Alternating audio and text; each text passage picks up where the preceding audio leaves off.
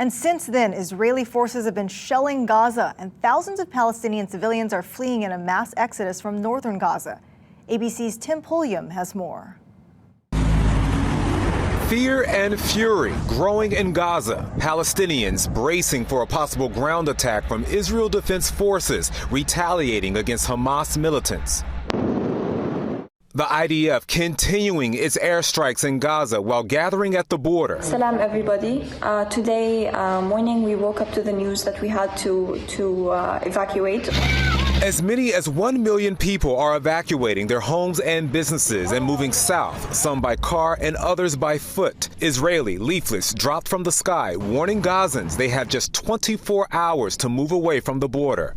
Israeli officials say the IDF is trying to avoid harming civilians. But Friday, a rocket striking a convoy of civilians escaping, killing 70 people, according to the Palestinian Authority press office. Hamas telling Palestinians to stay put. The White House accusing Hamas terrorists of using civilians as human shields.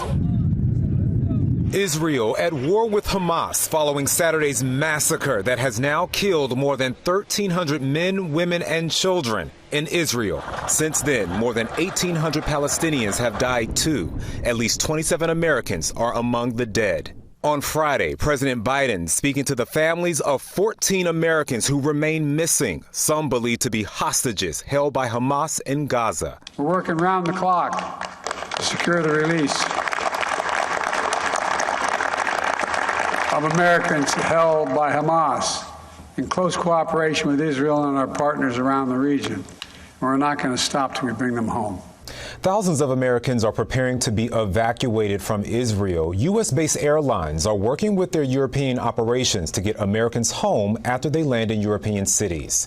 Tim Pulliam, ABC News, Los Angeles. The Hawaii Office of Homeland Security is monitoring the situation.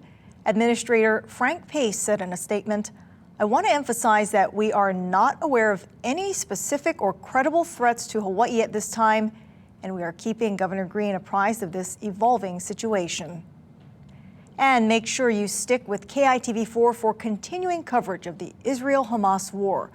We'll have the latest on air and online at KITV.com.